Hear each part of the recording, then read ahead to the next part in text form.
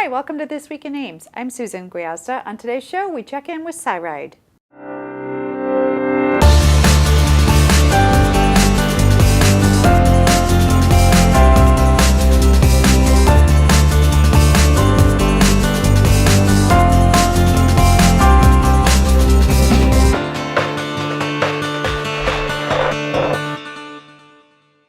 My guest today is Barb Neal, Assistant Director for Operations at CyRide. Barb, welcome to the show. Thanks, Susan.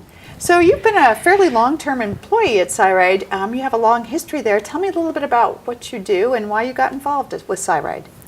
Well, I'm currently the Assistant Director of Operations, so I'm responsible for the operations side of the house, so all the buses on route, the drivers. I kind of started after I graduated from ISU, started in CyRide in the hiring department, so hiring and training drivers, and kind of moved up supervisory, and now I'm the Assistant Director. So do you drive a CyRide bus or do you know how to?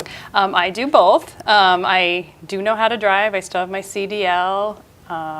But if we don't have enough drivers, then that's where I am. I don't do it as frequently as I used to, but I have done it this last semester. Now, is it just my imagination, or are the buses getting longer?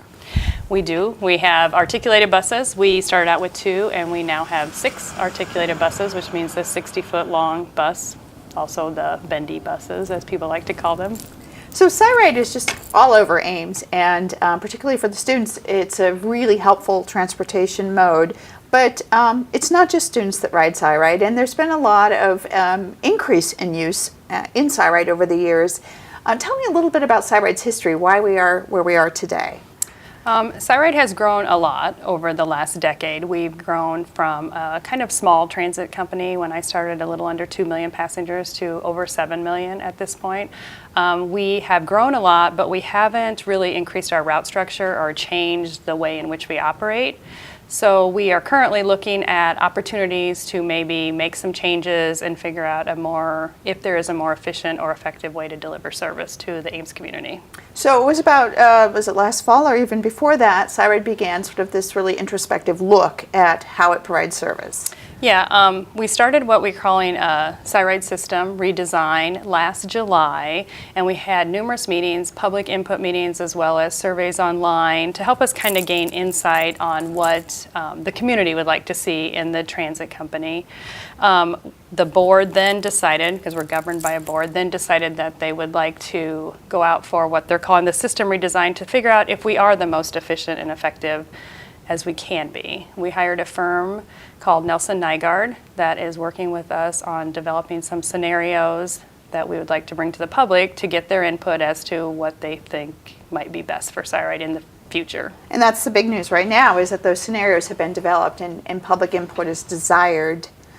Before we talk about the scenarios, let's talk a little bit about the structure of CyRide. It is unique in that it is a partnership, a collaboration between the city and who else? And the university. CyRide is unique. It's funded 3 ways. It's funded, besides state and federal funding, it's funded by the university, the city of Ames, and then the students. So the GSB gives us funding as well.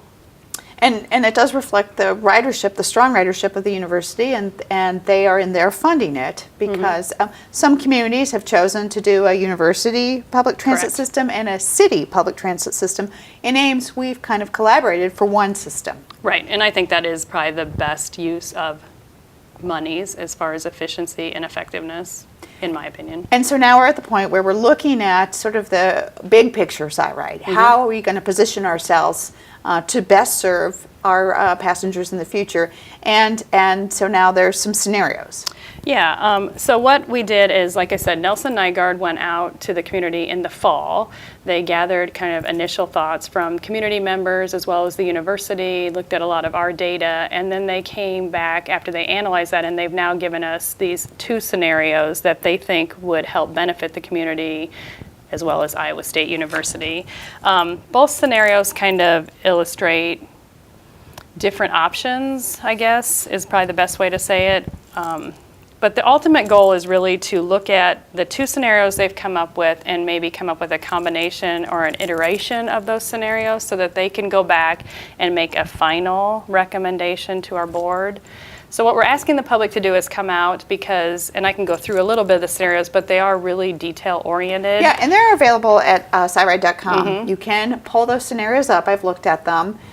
They have a map, they have some documentation around them, but you also have some meetings to sort of explain them. Right, but the two scenarios, I should probably also mention, one caveat we did give them, just so everybody understands as they're looking through the scenario when they did the study, is it does need to be financially constrained. So there likely won't be large service increase if there wasn't funding to match those. So both scenarios, scenario one, I'm kind of explaining as kind of similar to our current system with some modifications and maybe route deviations or changes. And scenario two is probably the most significant change from our current system, and it has a lot of different ways of looking at transit than probably what we have in this community, and we're calling that the transformative scenario.